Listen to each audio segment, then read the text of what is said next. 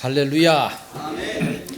자, 요한복음 오늘 이제 마지막이 될 것 같습니다.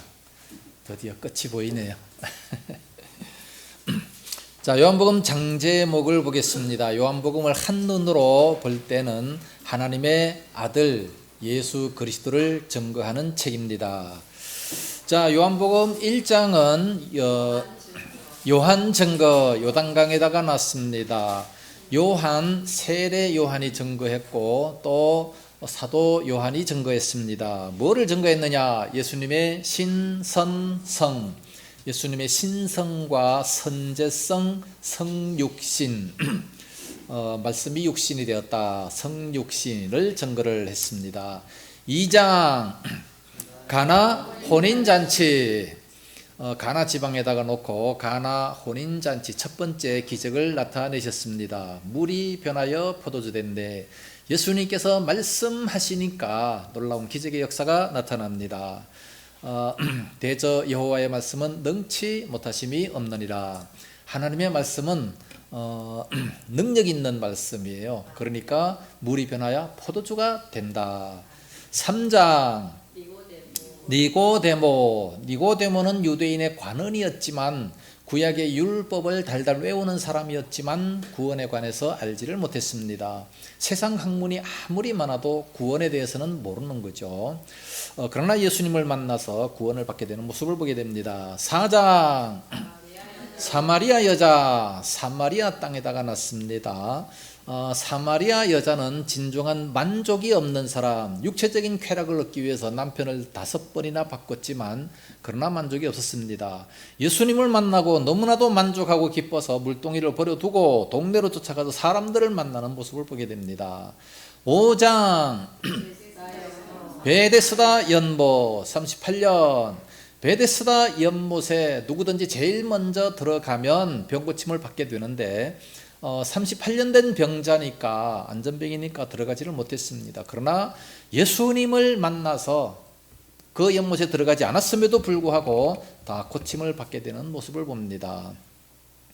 6장 오병이어로 물리 걸은 장, 갈릴리 바다에 놓은 겁니다. 물고기를 걸어놨기 때문에 오병이어, 물고기 2마리 그리고 떡 5개로 5,000명을 먹인 사건입니다. 그 사건이 일어난 이후에는 반드시 물리 걸은 장이 나와요. 왜 그러냐 하면 많은 사람들이 예수님을 붙잡아다가 왕으로 세우려고 합니다. 그래서 예수님은 피해서 스스로 기도하러 산에 가시고 제자들은 갈릴리 바다로 보내셨습니다. 기도하고 내려오시니까 제자들이 이제 갈릴리 바다 안에 있잖아요. 그래서 물 위로 걸어서 제자들에게 찾아갔습니다. 7장 초막절 예수, 문지방에 서셔서 큰 소리로 외치셨습니다. 누구든지 목마르거든 내게로 와서 마시라. 그 물은 곧 성령을 가리켜 말씀하신 것이라. 그래서 영적으로 목마른 사람들은 예수님을 믿으면 성령의 충만함을 받아서 목마름이 없어집니다. 8장 가늠한 여자, 가늠한 여자는 율법에 돌로 맞아 죽어야 되는데 근데 예수님을 만나서 살게 됐습니다. 세상적으로는 아무리 강도와 같은 큰 범죄인이라 할지라도 예수님 만나면 살 수 있습니다. 천국 갈 수 있습니다.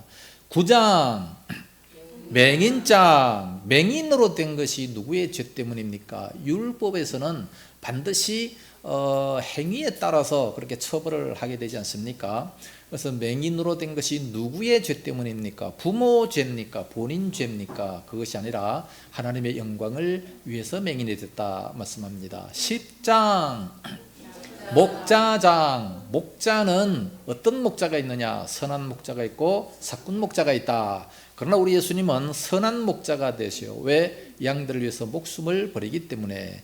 11장 무덤에다가 놨습니다. 나사로 살림, 나사로가 죽은 지 나흘이나 됐어요. 썩은 냄새가 나지만 그럼에도 불구하고 예수님께서 말씀하시니까 살아나는 역사가 있게 됩니다. 나를 믿는 자는 죽어도 살겠고 살아서 믿는 자는 영원히 죽지 아니하리라. 영원히 죽지 않는다는 것은 이 죽음은 무슨 죽음을 뜻하고 있습니까? 육신적으로 안 죽는다는 얘기는 아니죠.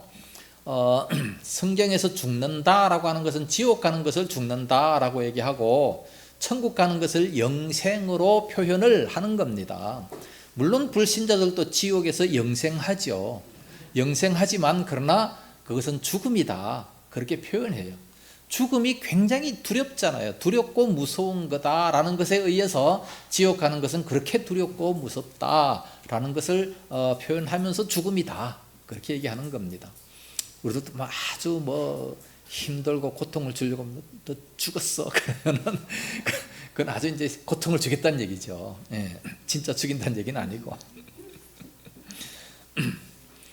그러나 죽어 있는 자도 예수님께서 말씀하시니까 말씀의 능력이 있어서 살아나는 역사가 있게 됩니다. 12장 입성, 향유 부음받고 입성합니다. 막달라 마리아로부터 향유 부음받고 입성하십니다. 예루살렘 성에 입성하실 때 나귀를 타고 입성하셨습니다. 아이들이 막 소리 지르지 않습니까? 호산나 다윗의 자손이여 그러면서 막 찬송을 할 때에 잠잠해라 잠잠해라. 제자들이 말렸어요. 그러니까 놔둬라. 저들이 조용하면 돌들이 소리 지르리라. 누가복음에 보면 그렇게 기록하고 있습니다. 그렇기 때문에 돌들이 소리 지르기 전에 우리가 먼저 찬양해야죠. 예. 잠잠하면 안 됩니다. 시편을 읽어보세요. 시편 읽어보면 시편을 통틀어서 말할 것 같으면 1장이 시편 1편이 주제입니다. 복 있는 사람이 누구냐? 그러다가 마지막 장에 가서 찬송이 나옵니다. 찬송을 나오는데 시편 145편부터 찬송이 나옵니다. 찬송이 나오는데 어떻게 찬양하느냐? 하나님을 큰 소리로 찬양해라. 왜 찬양해야 되느냐? 우리를 지으셨기 때문에, 우리를 만드신 분이시기 때문에, 그러므로 큰 소리로 찬양해라. 시편 150편에는 모든 악기를 총동원해서 찬송해라. 심지어는 춤추면서 찬송해라. 과거에 우리 한국에 기독교가 들어왔을 때는 오로지 풍금 하나밖에 안 했어요. 기타 치면 난리 났습니다. 교회 안에서. 드럼 큰일 나죠. 어디에 딴따라가 들어와서 하냐고. 원래 딴따라는 우리 시골에서 어른들이 쌍놈들이 하는 거라 그렇게 생각을 했어요. 요즘에는 진짜 실력 있는 자가 하는 거죠. 그러나 자꾸 그것도 이제 시대에 따라 변화가 돼가지고 이제 풍금이 피아노로 변하고 피아노가 이제 또 올겐으로 변하고 올겐에서 이제 또 여러 가지 드럼, 기타 다 변해서 비파와 수금 이거 다 현악기잖아요. 예? 비파와 수금으로 이게 현악기로 찬양했어요. 근데 왜 기타를 못 치게 합니까? 그냥 경건치 못하다고. 왜냐하면 그냥 막 그래도 과거에 바다로 가자 그러면서 산으로 가자 그러면서 막 신나게 놀면서 기타 쳤잖아요. 그래서 이 기타는 상놈들이 하는 거다 생각을 해서 교회에서 기타를 못 치게 했는데 사실은 좋은 데 쓰면 되는 거죠. 안 그렇습니까? 칼도 좋은 데 쓰면 유익한 거지 강도가 들면 아주 나쁜 겁니다. 그래서 우리들은 소리 높여서 큰 소리로 찬송해야 돼. 찬송할 사람들은 마음으로만 하지 말고 막 큰 소리로 찬송을 해야 됩니다. 몇 장이죠? 13장 세족식 입성하셔서 제자들의 발을 씻기셨습니다. 선생인데도 주임에도 불구하고 주라고 하는 것은 퀴리오스 주인이란 뜻이에요. 주인, 주님이심에도 불구하고 제자들의 발을 씻겼습니다. 왜 그렇게 했는지 본을 보였다라고 말씀합니다. 14장 약속장 천성평 천국에 거처 예비하러 성령 보내주시겠다. 평안 주시겠다. 그 약속을 하셨습니다. 그러니까 예수님께서 천국 가신다고 해서 우리가 너무 두려워하지 말라, 걱정하지 말라 그런 말씀이죠. 15장 포도나무 비유. 예수님은 포도나무십니다. 우리들은 그 가지에 접붙임이 된 자입니다. 16장 성령 사역. 성령 사역은 어떤 사역이냐? 죄진주 구별입니다. 죄진주 잘 구별해야 됩니다. 17장 중보기도. 지저스의 제의에다가 났습니다. 그러니까 중보기도. 예수님은 십자가 죽으시기 전에 모든 제자들을 위해서, 모든 성도들을 위해서 기도해 주셨습니다. 지금 예수님은 뭐 하실까? 지금 예수님 어디 계세요? 예? 예수님 어디 계십니까? 하나님 보좌 우편에 계시죠. 거기서 지금 우리들을 위해서 기도하고 계신다라고 말씀하고 있습니다. 지금 우리와 함께 하시는 분은 성령 하나님이십니다. 그러나 성부, 성자, 성령 하나님은 삼위일체 되신 하나님, 위가 똑같으시고 그리고 본체 하나 되신다라고 말씀하고 있습니다. 이게 우리 인간의 생각으로는 이해를 못해요. 나중에 하나님 앞에 가서 물어봐야지 그게 어떻게 되는 건지 직접 봐야 알지 뭐 백문이불여일견이라. 아무리 신학적으로 설명을 해도 이해가 안 갑니다. 그래서 옛날에 어떤 목사님은 그렇게 설명했어요.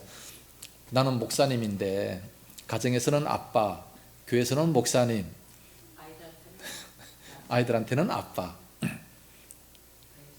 배우자한테는 그렇게 설명을 했습니다.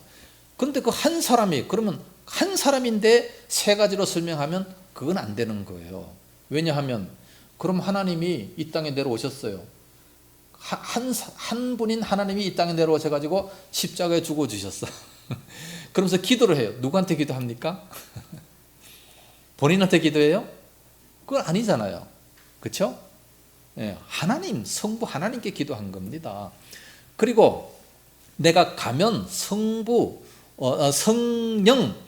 성령님을 보내주시겠다 약속을 했잖아요. 성령 하나님 이제 똑같이, 그래서 성부, 성자, 성령 하나님은 삼위신데 본체시다.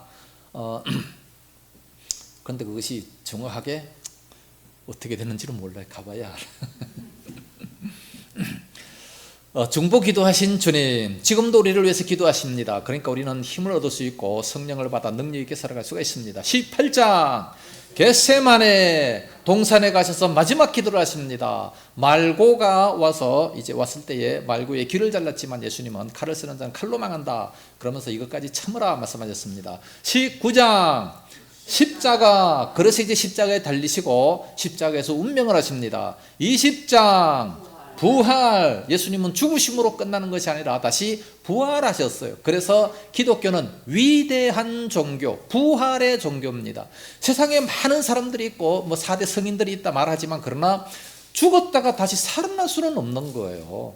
그러나 예수님은 무덤이 없다라는 이 한 가지만을 봐도 기독교가 바로 진실한 그런 종교임을 볼 수가 있습니다. 21장 일곱 제자 만남, 그리고 1533. 자, 오늘 끝내겠습니다. 자, 전번에 19장까지 했나요? 예, 19장에 십자가에 달리시는데 이제 십자가에 달리시면서 가상 7언을 말씀하셨습니다. 가상 7언에 대해서 안 했죠. 가상 7언이 뭐냐 하면 십자가에 달리셔서 7마디 말씀을 하셨습니다. 그 첫째가 누가복음 23장 34절에 아버지여 저들을 용서해 주십시오. 자기들이 하는 것을 알지 못하나이다. 그런 기도를 하셨습니다. 이 첫 번째 기도입니다. 알지 못하니까 이 군병들이 막 제비 뽑고 막 별짓을 다 하는데 알지 못하니까, 그러니까 예수님을 죄인으로 처형을 하게 되는 겁니다.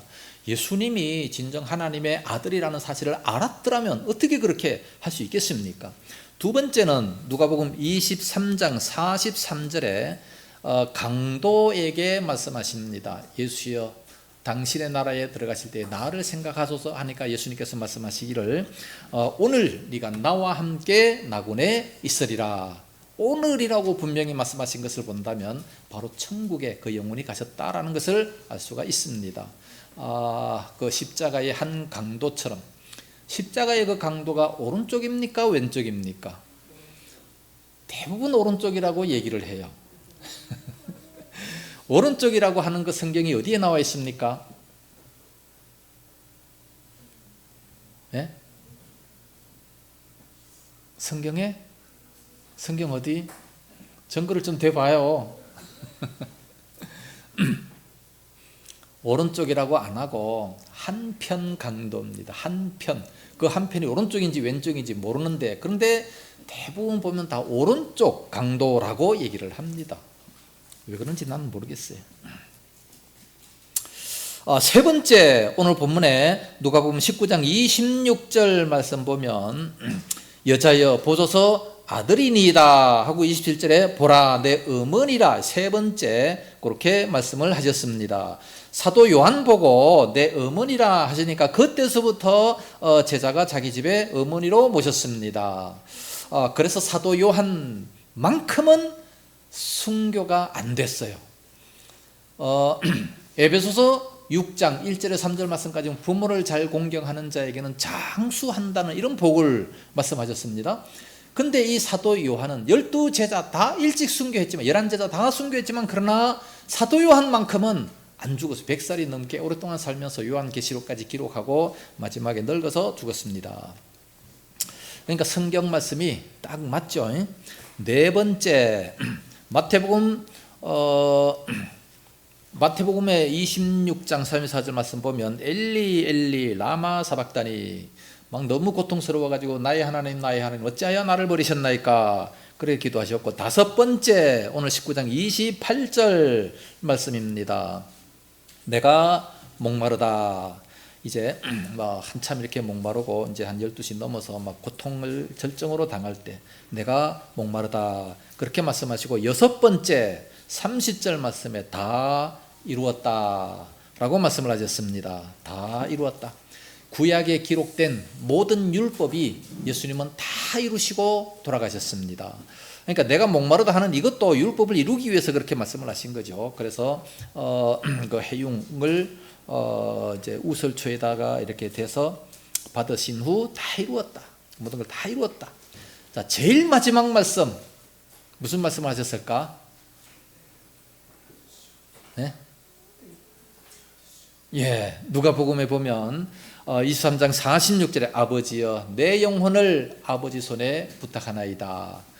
우리도 죽을 때 그렇게 딱 기도하고 죽으면 얼마나 좋겠습니까? 아버지여 내 영혼을 아버지 손에 부탁하나이다. 그러니까 다 이루었다. 이걸 먼저 말하고 아버지께서 나에게 주신 모든 사명을 내가 다 이루었습니다. 이렇게 말하고 죽을 수 있다면 얼마나 감사하겠습니까? 예? 대부분 모든 사람들은 죽기 일보 직전에 전부 다 회개합니다. 회개하는 그 기간이 어떤 사람은 한 달이 되고 어떤 사람은 3개월이 된다고 해요. 목사님들이라도 보면 회개를 그렇게 많이 한다는 거예요. 그 기간이 한 달 동안이나. 그리고 난 이후에 막 그렇게 괴로워하면서 회개를 하다가 이제 또 평안한 마음을 가지고 마지막에 이렇게 이제 운명을 하시는데 다 이루었다. 그리고 아버지여 내 영혼을 아버지 손에 부탁하나이다. 그러면서 우리가 주님 앞에 간다면 얼마나 좋겠습니까? 스데반 집사님처럼 고통이 있다 할지라도 내 영혼을 아버지 손에 부탁하나이다.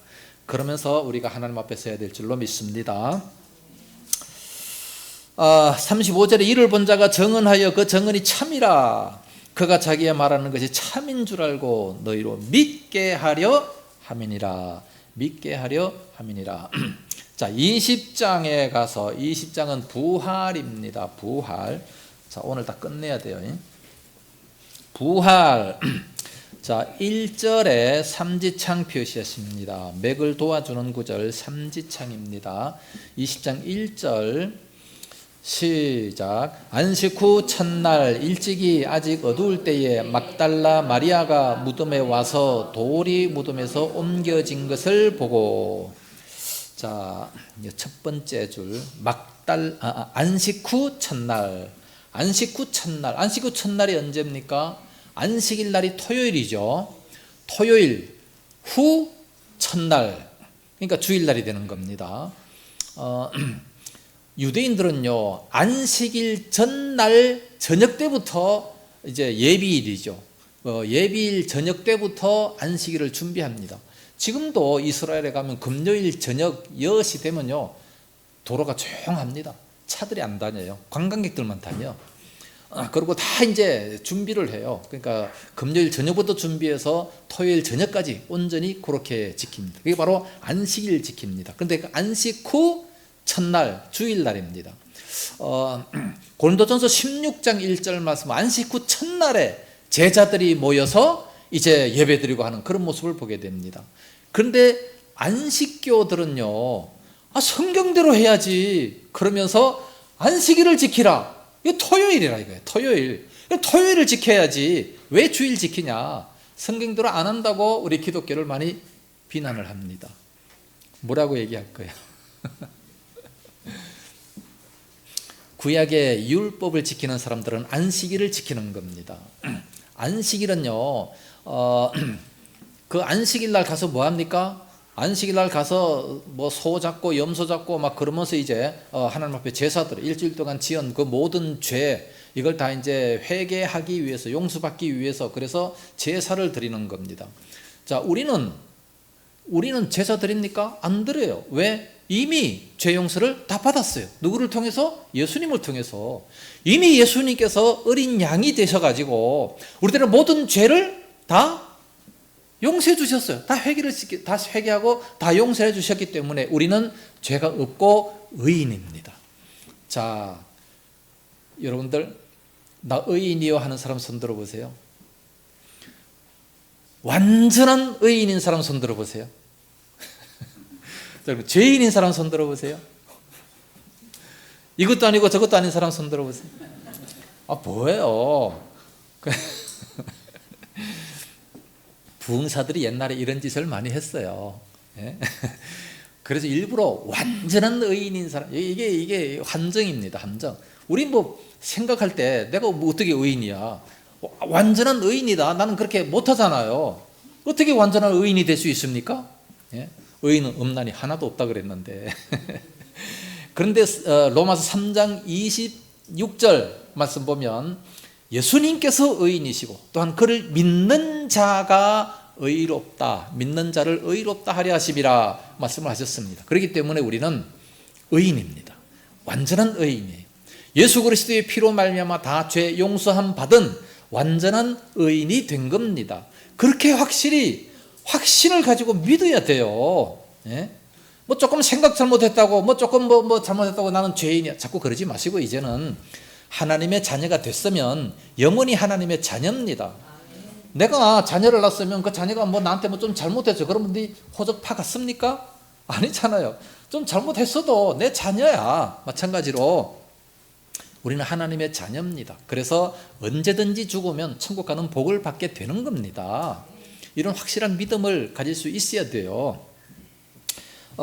그래서 안식일 지키는 자들은 죄 용서함 받기 위해서, 죄 사함 받기 위해서 안식일을 지키지만 우리는 다 죄 용서함 받았기 때문에, 그러므로 안식 후 첫날, 그날, 이 날이 바로 구원이 완성된 날이고, 모든 제자들이 그날에 모여서 예배를 드렸고 그날에 모여서 헌금을 했고, 그러니까 이 사도들이 모인 그날이 바로 안식 후 첫날입니다. 주일날이죠. 그리고 속사도들이 모였을 때도 그날 다 모였어요. 지금까지 교회 역사가 전부 다 주일날에 모이지 않습니까? 지금까지 똑같이 그렇게 주일날에 모여요. 그런데 안식교들은 율법대로 지킨다는 거지요. 그렇다면 신약은 믿지 말아야 돼요. 그렇다면 지금도 양을 잡아야 돼요. 그렇죠. 그래서 안식교를 가지고 이단이다, 그렇게 얘기를 하는 겁니다. 물론 우리는 성경대로 믿지만 성경이 어디에까지 왔느냐, 그 사실을, 그러니까 신약에까지 와야지 이 온전한 성경이 되는데 구약에까지만 믿으면 안 된다는 거지요. 그래서 안식 후 첫날 일찍이 아직 어두울 때에, 자, 막달라 마리아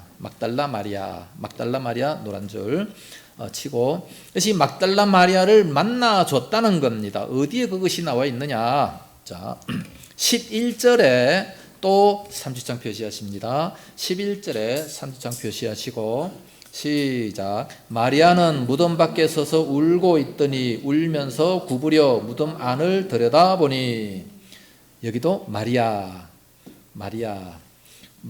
이제 무덤 밖에서 막 울면서 계속해서 이제 그 무덤 안을 들여다보는 겁니다. 그러면서 무덤 문이 열려 있으니까 깜짝 놀래가지고 무덤 안을 들여다보면서 무서워서 들어가지는 못하고 울고 있습니다. 자, 13절과 14절이 맥입니다. 13절과 14절 맥 표시하시고, 다 같이 읽습니다. 시작. 천사들이 이르되 여자여 어찌하여 우느냐 이르되 사람들이 내 주님을 옮겨다가 어디 두었는지 내가 알지 못함이니이다. 이 말을 하고 뒤로 돌이켜 예수께서 서 계신 것을 보았으나 예수이신 줄을 알지 못하더라. 자, 13절 첫 번째 줄. 천사들이 이르되 여자여 어찌하여 우느냐. 천사들이 이르되 여자여 어찌하여 우느냐. 14절에 예수께서 서 계신 것을 보았으나 예수이신 줄을 알지 못하더라.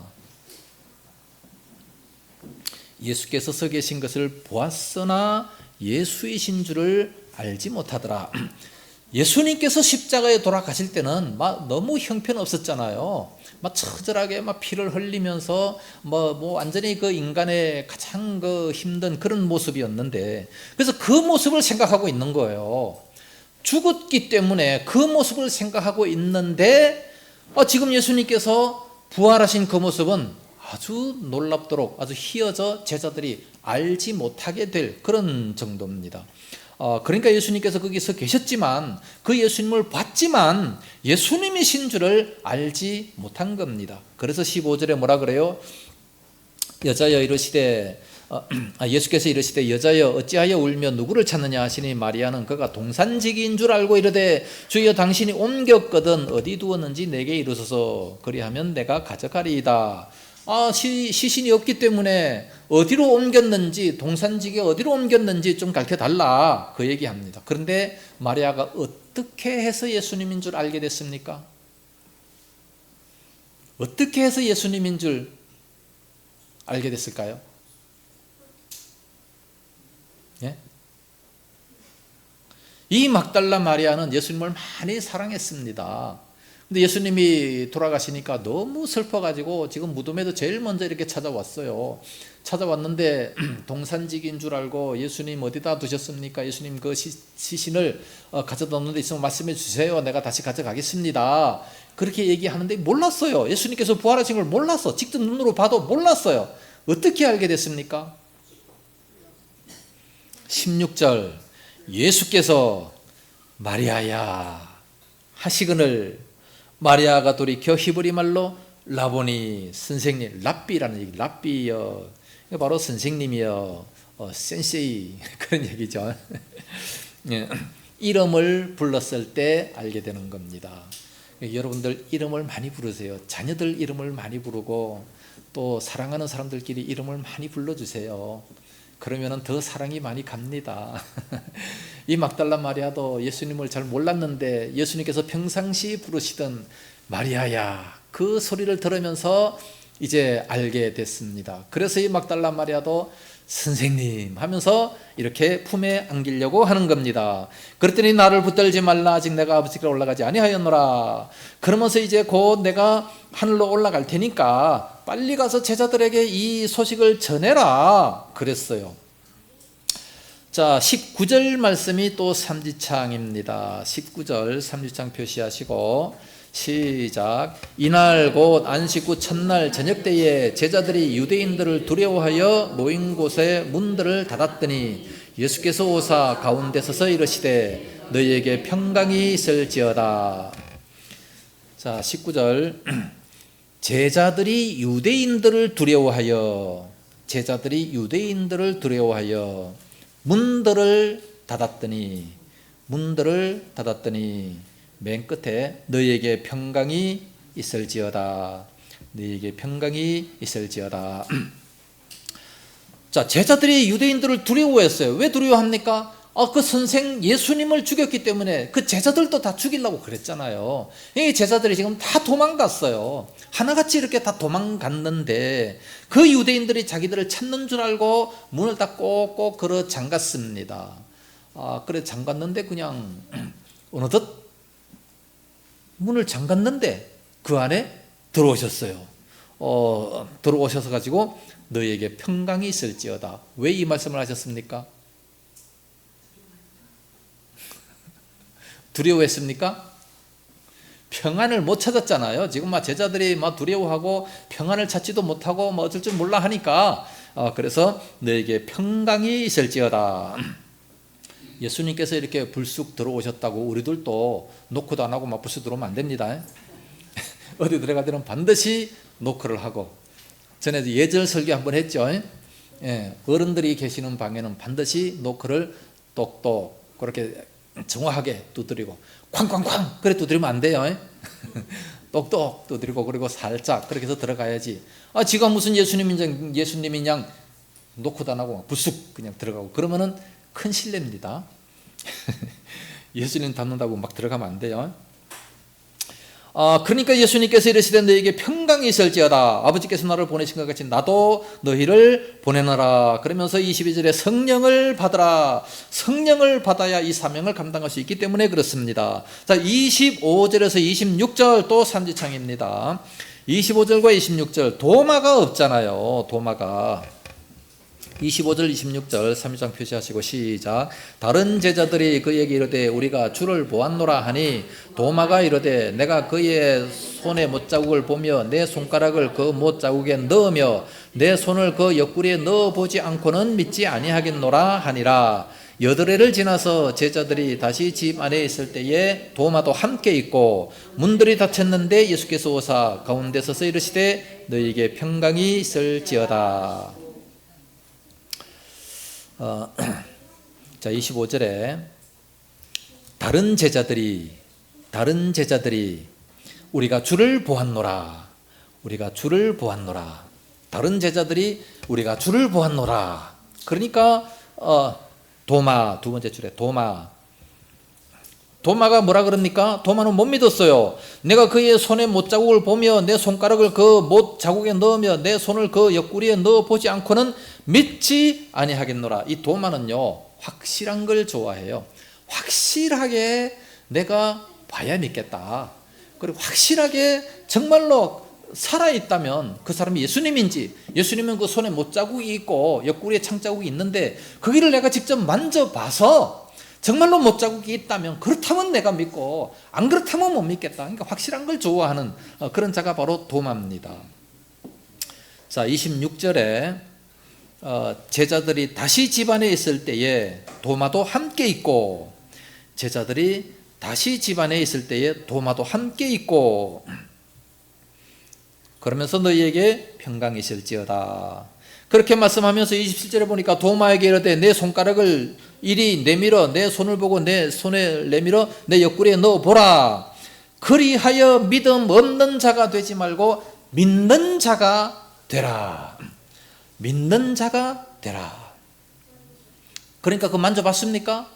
만지지도 안 하고 놀래가지고 도마가 나의 주님이시여 나의 하나님이시니이다 그러면서 고백을 하는 겁니다. 나의 하나님. 그러니까 29절에 예수께서 이르시되 너는 나를 본고로 믿느냐? 보지 못하고 믿는 자들은 복되도다 하시니라. 오늘날 우리들은 주님을 보지 못했습니다. 그러나 확실히 믿어요. 그렇죠? 어떻게 믿을 수 있죠? 어떻게 믿을 수 있습니까? 뭐를 통해서? 말씀을 통해서, 이 성경을 통해서 믿을 수 있는 겁니다. 자, 여러분들이 저를 확실하게 알려고 하면 어떻게 알 수 있습니까? 내 얼굴을 보면 알 수 있습니까? 예? 얼굴을 봐서 나를 어떻게 알아? 내 속마음을 어떻게 압니까? 내가 지금 어떤 생각을 하고 있고 내가 지금 어떻게 살아왔고 내가 앞으로 어떻게 살아갈 것인가 알 수 있어요? 내 얼굴 본다고? 몰라요. 예수님의 얼굴 본다고 예수님을 사실 아는 건 아니에요. 예? 근데 도마는 예수님의 얼굴 한번 딱 봤다고 해서 예수님을 벌써 딱 알아봤어요. 여태까지 지금 예수님께서 나를 가르치시고 십자가에 죽으시고 다시 부활하셨다 이 사실을 확실히 알기 때문에 그러므로 내가 믿는다 그렇게 이제 확실히 얘기를 했지만, 지금 우리가 예수님에 대해서 교육도 하나도 안 받고 예수님을 보지도 못했고 그랬는데 꿈속에 예수님이 나타났다. 그래서 그 예수님을 믿느냐? 그 잘된 믿음입니까 그게? 아니에요.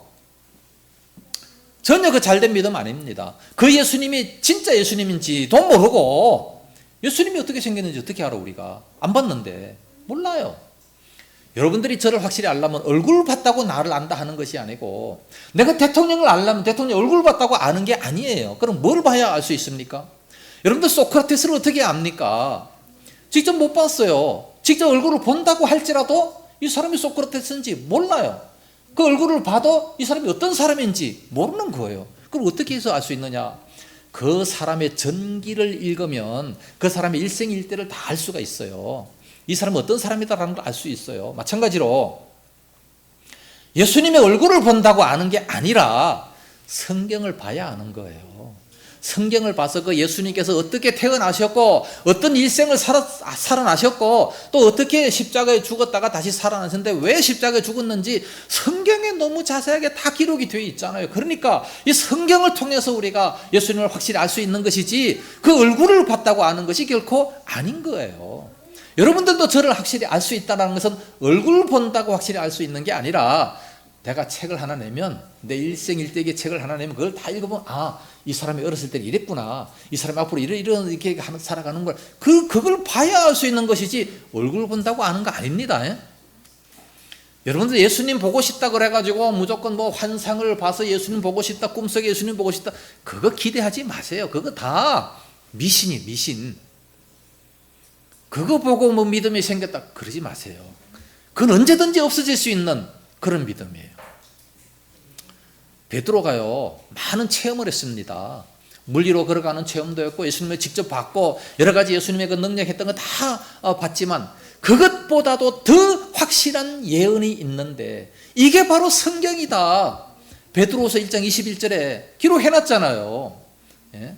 체험이 중요한 거 아니에요. 성경이 중요합니다. 성경을 읽어야 예수님에 대해서 하나님에 대해서 확실하게 알 수가 있어요. 성경도 안 읽어보고서 뭐 예수님 안다, 예수님 봤다 그거 다 사꾸라. 그거 다 소용없는 믿음이에요. 정말로 예수님을 확실히 알고 싶으면 성경을 읽으세요. 그게 최고입니다. 그래서 성경 66권을 딱 만들어 놓으시고 이외에 이 성경 외에 더하지도 말고 빼지도 말고 여기에서 그냥 딱 멈추라고 말씀을 하고 있습니다. 그래서 30절에 예수께서 제자들 앞에서 이 책에 기록되지 아니한 다른 표적도 많이 행하셨으나 오직 이것을 기록함은 너희로 예수께서 하나님의 아들 그리스도이심을 믿게 하려 하며 또 너희로 믿고 그 이름을 힘입어 생명을 얻게 하려 함이니라. 예수님께서 행하신 것 모든 것을 낱낱이 다 기록해 보세요. 세상에 두기라도 부족할 것이다 말씀했습니다. 오직 66권 요것만 기록한 것은 바로 우리로 하여금 예수님을 확실히 믿고서 영생을 얻게 하기 위한 그것이다 말씀했습니다. 그래서 66권 성경만 가지고도 우리가 충분히 예수님을 믿을 수 있고 예수님을 확실히 알 수가 있다는 말씀이에요. 그래서 보지 못하고 믿는 자들이 성경을 통해서 얼마든지 믿을 수 있고 더 확실하게 자신 있게 믿을 수가 있는 겁니다. 성경 많이 읽으세요. 네. 자, 21장 마지막 장 2절과 3절 말씀이 삼지창 표시하십니다. 삼지창 표시하시고 2절과 3절 시작. 시몬 베드로와 디두모라 하는 도마와 갈릴리 가나 사람 나다나엘과 세베대의 아들들과 또 다른 제자 둘이 함께 있더니 시몬 베드로가 나는 물고기 잡으러 가노라 하니 그들이 우리도 함께 가겠다 하고 나가서 배에 올랐으나 그날 밤에 아무것도 잡지 못하였더라. 자, 2절에 베드로 쪽 가서 도마 또 나다나엘 세베대의 아들들. 세베대의 아들들이 누굽니까? 야고보 요한이죠. 야고보와 요한입니다. 세베대의 아들들. 또 다른 제자 둘. 그럼 전부 다 몇 명이에요? 7명이죠. 그래서 7 제자 만남. 7 제자를 만나 부활하시고 난 이후에 참 수많은 사람들을 만났는데 특별히 제자들을 제일 먼저 이렇게 만나 주셨습니다. 고린도전서 15장에 보면 부활장이죠. 부활장에 보면 이렇게 제자들을 다 만나 주시고 500여 형제들도 다 만나 주시고 그리고 만삭되지 못하여 난 바울 내게도 만나 주셨다. 그렇게 말씀을 하고 있습니다. 예수님은 부활 후 40일 동안 이 땅에 계시면서 다시 부활의 그 확실한 많은 증거를 다 나타내 보여주셨어요. 그걸 다 보여주셨기 때문에 얼마든지 믿을 수 있죠. 우리는 보지 못하고도 얼마든지 그렇게 믿을 수 있습니다. 왜? 다 기록이 되어 있잖아요. 이 성경에 다 기록되어 있기 때문에 믿을 수 있습니다. 자, 이렇게 있는데 3절에 보니까 베드로가 나는 물고기 잡으러 가노라. 그러니까 그 친구들도 우리도 함께 가겠다 하고서 이제 7명이서 가서 밤새도록 물고기를 잡았는데 한 마리도 못 잡았다 말씀하고 있습니다. 4절에 날이 새어갈 때 예수께서 바닷가에 섰으나 제자들이 예수이신 줄 알지 못하더라. 자, 5절과 6절 맥입니다. 5절과 6절 맥 표시하시고 다 같이 시작. 예수께서 이르시되 얘들아 너희에게 고기가 있느냐 대답하되 없나이다. 이르시되 그물을 배 오른편에 던지라. 그리하면 잡으리라 하시니 이에 던졌더니 물고기가 많아 그물을 들 수 없더라. 자, 5절에 예수께서 이르시되 옛날 성경은 가라사대 이게 참 권위가 있는데 이르시되 참 권위가 없어요. 옛날 성경을 지금까지 쓰는 사람들도 많이 있습니다. 나이 드신 목사님들은 다 옛날 성경 써요. 예수께서 가라사대, 하나님이 가라사대, 빛이 있어라. 가라사대, 참 굉장히 멋있잖아요. 아주 권위가 있는데 이르시되 이건 좀 권위가 많이 떨어졌어요. 자, 6절에 그물을 배 오른편에 던지라. 그물을 배 오른편에 던지라. 그리하면 잡으리라. 그물을 배 오른편에 던지라. 그리하면 잡으리라. 자, 이 오른편에 던져. 누가복음 5장에는 뭐라 그랬습니까? 밤새도록 그물을 잡았는데 못 잡았어요. 어디 던져라? 깊은 데로 가서 그물을 던져라. 그런데 오늘 여기에서는 똑같이 깊은 데 가서 던져라 말씀하지 아니하시고 오른편에 던져라 말씀했어요. 그러니까 항상 그 말씀에 순종해야지. 그때 깊은 데 가서 던졌으니까 오늘 또 깊은 데 가서 던지자. 그러면은 한 마리도 못 잡죠. 항상 말씀에 순종해야 되는 겁니다. 그러니까 전에 깊은 데 갔으니까 많이 잡았다. 2배의 장객에 잡았다. 그 경험을 따라서 또다시 깊은 데로 갔다? 안 되는 거예요. 항상 주님께서 말씀하시면 말씀에 따라서 우리는 순종을 해야 되는 겁니다. 그래서 던졌더니 물고기가 많아 그물을 들 수 없더라. 도대체 몇 마리나 잡았길래 11절 30장 표시하십니다. 11절 30장 표시하시고 시작. 시몬 베드로가 올라가서 그물을 육지에 끌어올리니 가득히 찬 큰 물고기가 153마리라. 이같이 많으나 그물이 찢어지지 아니하였더라. 자, 두 번째 줄에 큰 물고기가 153마리. 큰 물고기가 153마리. 그래서 153, 153 교회도 있어요. 153 교회. 153 교회. 그러면서 큰 물고기, 큰 일꾼들이 153명이 있으면 얼마나 좋을까? 그러면서 153 교회다 해놨는데 아직도 개척교회예요. 이제 이렇게 주님 말씀에 순종했더니 이렇게 큰 물고기가 잡혔다. 그런 얘기입니다. 자, 15절에서 17절 말씀 삼지창 표시입니다. 15절에서 17절 삼지창 표시하시고 좀 길지만 한번 읽겠습니다. 시작. 그들이 조반 먹은 후에 예수께서 시몬 베드로에게 이르시되 요한의 아들 시몬아 네가 나를 이 사람보다 나를 더 사랑하느냐 하시니 이르되 주님 그러하나이다. 내가 주님을 사랑하는 줄 주께서 아시나이다. 이르시되 내 어린 양을 먹이라 하시고 또 두 번째 이르시되 요한의 아들 시몬아 내가 나를 사랑하느냐 하시니 이르되 주님 그러하나이다. 내가 주님을 사랑하는 줄 주께서 아시나이다. 이르시되 내 양을 치라 하시고 세 번째 이르시되 요한의 아들 시몬아 내가 나를 사랑하느냐 하시니 주께서 세 번째 네가 나를 사랑하느냐 하심으로 베드로가 근심하여 이르되 주님 모든 것을 아시오매 내가 주님을 사랑하는 줄을 주께서 아시나이다. 예수께서 이르시되 내 양을 먹이라.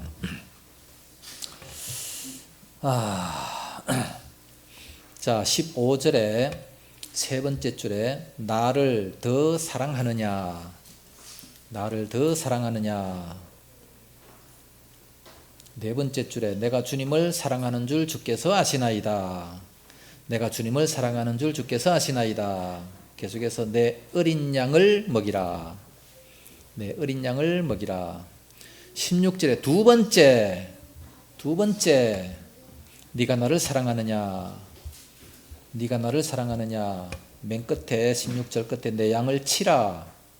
17절 세 번째, 네가 나를 사랑하느냐. 맨 끝에 내 양을 먹이라. 내 양을 먹이라.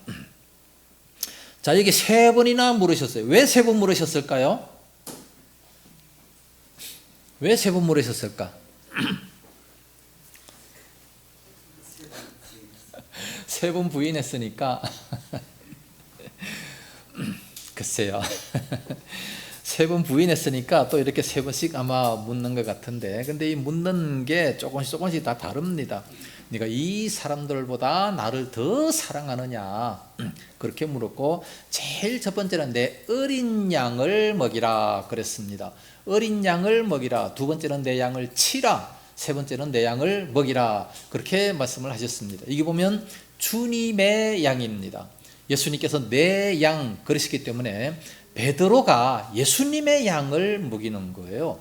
예수님의 양을 먹이고 치고 어린 양을 먹이고. 이 먹인다라는 것은 뭡니까? 뭐를 먹여요? 네? 뭐를 먹입니까? 밥을 먹여요? 양들의 꼴이 뭡니까? 양들의 꼴은 풀이죠, 풀. 자, 성도들의 꼴은 뭡니까? 예, 말씀을 먹이는 거예요. 마태복음 25장에 보니까 충성된 종은 뭐라 그랬습니까? 말씀을 잘해서 성도들에게 이렇게 먹이는 것이다 그랬어요. 말씀을 조리 있게 잘 이렇게 준비를 해서 성도들에게 먹이는 것. 그래서 사람이 떡으로만 사는 것이 아니라 하나님의 말씀으로 산다 그랬습니다. 떡은 육신이 사는 것이고 말씀은 영혼이 사는 겁니다. 우리들의 영혼은 말씀을 먹지 아니하면 절대로 살 수가 없어요. 그래서 하나님의 주님의 양들을 말씀으로 이렇게 먹여라, 그렇게 말씀합니다. 우리가 주님을 사랑한다면 해야 될 것이 뭡니까? 주님을 사랑한다면 베드로의 사명이 뭐예요? 양들을 먹이는 것. 베드로의 사명은 양을 먹이는 겁니다. 정말해서 이 제자들 교회를 이루는 거죠. 그래서 예루살렘 교회를 맡아가지고 이제 그 성도들에게 말씀을 이렇게 전했습니다. 그럴 때는 어떨 때는 3,000명, 어떨 때는 5,000명씩 이렇게 회개하고 돌아오는 사람들이 많이 있었죠. 베드로의 사명은 목회하는 거였습니다. 어부였는데, 물고기 잡는 어부였는데 목회하는 것이 사명으로 이렇게 직업이 바뀌어 버렸습니다. 자, 오늘날 우리가 주님을 정말로 사랑한다면 뭐 해야 됩니까? 뭐 해야 돼요? 예? 우리가 정말로 주님을 사랑한다면 뭐 해야 됩니까?